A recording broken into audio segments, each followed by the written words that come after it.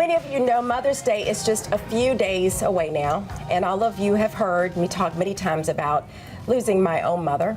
And I'll tell you, this week is always very hard for me each year to celebrate even being a mother of 5 my own. I have a woman that's sitting next to me who has a very similar story. I actually had a chance to meet her probably about 3 weeks ago at the Komen kickoff for the race that's going to be going on in October. And her name is Christina Cutshall. And Christina, when I heard you speak, I lost it. I really lost it because I was so touched by your story and the fact that as I looked at you, I could see myself. Right. I could see myself. Many times we really focus on the victims, which of course that's who needs the most focus, but we sometimes forget and lose touch with those women or the men or the husbands or wives or the children that are affected by the loss of these victims. Yeah. And you spoke about that. Tell us your story. So I was 9 years old when my mother was diagnosed with breast cancer. And I remember sitting down with my family when my father broke the news to us that it was stage 4. And a few years before her actual diagnosis, she had found the lump, but the doctors had told her it was a swollen lymph node from drinking too much caffeine. And unfortunately, we just didn't have great insurance at the time. We didn't do a follow-up, and by the time that she was diagnosed, it was really aggressive. So she went through remission once, but it did come back, and it spread to her bone, and it spread to her brain, and it ultimately led to meningitis. And I was 14 years old when she had passed away, and she had just turned 40 years old. So it was rough, but you know, my mom did a really good job of trying to keep a consistent, normal life with all of us, and she still continued to work. She still kept her, workout regime, and still went to all the band concerts and all the baseball games. And for the longest time, I honestly did think that my life was normal. Mm-hmm. And it wasn't until, I signed up and I did the Susan G. Komen 3-Day for the Cure.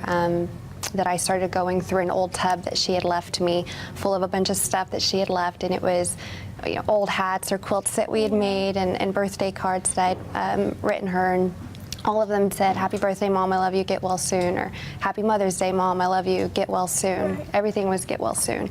And that was just a few years ago, and it was only at that time that I realized, oh man, maybe my life isn't so normal after all. And so I created a mix CD of a bunch of my mom's favorite songs, and one of them was a Spanish country singer named Emilio Navarro. Yeah.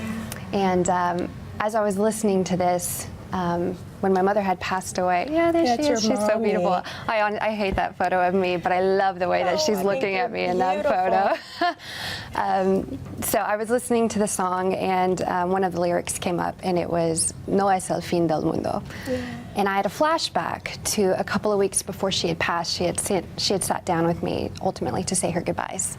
And as a 14-year-old girl, your mother's sitting there telling you that she's sorry, that she's not going to be a part of your life anymore, she's not going to be there. I was hysterical, I was a wreck. Right. And she did what she always did and tried to make light of the situation with a joke, and she told me, Christina, it's not the end of the world. It's like the REM song goes, it's just not the end of the world. And I looked at her and I was like, Mom, no, the song goes, it is the end of the world as we know it. Right. And she's like, oh, bad example, and quickly diverted the conversation. Right. And so as I'm listening to the CD and her favorite song comes on, and it is No es el fin del mundo, as a child, when I had heard that song so many times, I never understood what it meant. Right. And then as an adult, knowing a little bit more Spanish, I realized that it meant it's not the end of the world. And so that moment for me was so incredibly special, because not only did I remember that conversation that I had with my mom that I had totally forgotten, but I remembered her. Yeah. I started remembering all the good moments and not just the bad, and her laugh, and it was a very special time for me. So let me ask you this, because I know my struggle for the last 20 years has been, living without her. Right. Absolutely. How has that been for you?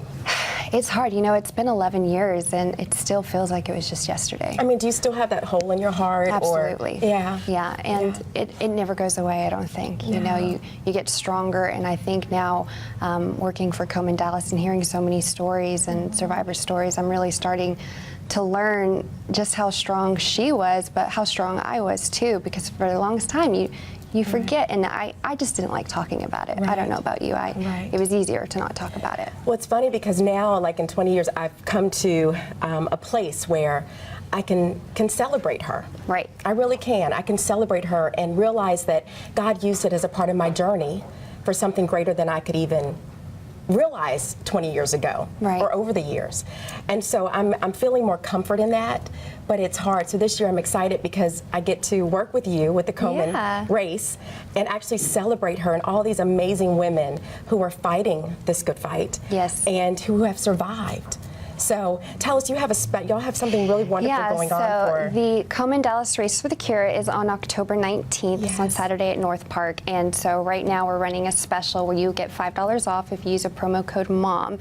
And then if you buy 2 of them, we'll actually send you any gift certificate for your mom to show her that you're going for the race against breast cancer on October 19th, and you guys can do it together. So, well, let me tell you, those of you all know I love to treasure people, and I always just think about people who have touched my heart, and you were one of them. Well, thank you. Like I said that day at that luncheon, there was just something very special about when I looked at you, I saw myself.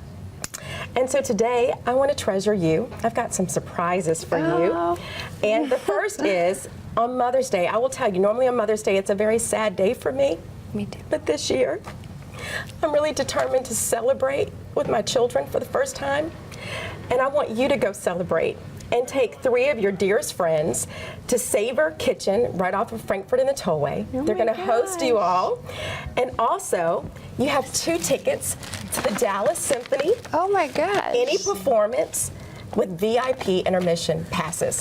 That is amazing. Oh my gosh, thank you so much. So this year, girl, we're going to treasure Yes. our mothers. I have my mom's picture right here with me today to celebrate. And we're going to treasure, of course, your mother and all the memories. And I want you to take that day to treasure yourself. Thank you so much. So it's wonderful having you on. It's been fantastic. And it was so great meeting you and hearing your story, and just, again, having that comfort that what we're doing is helping other people. Absolutely. And we'll be together in October. Yes, October 19th. Yes, Race for the Cure Dallas. If you know of someone who else, needs treasured or wants a surprise or needs a surprise, head over to treasureyou.org and find out how you can nominate them.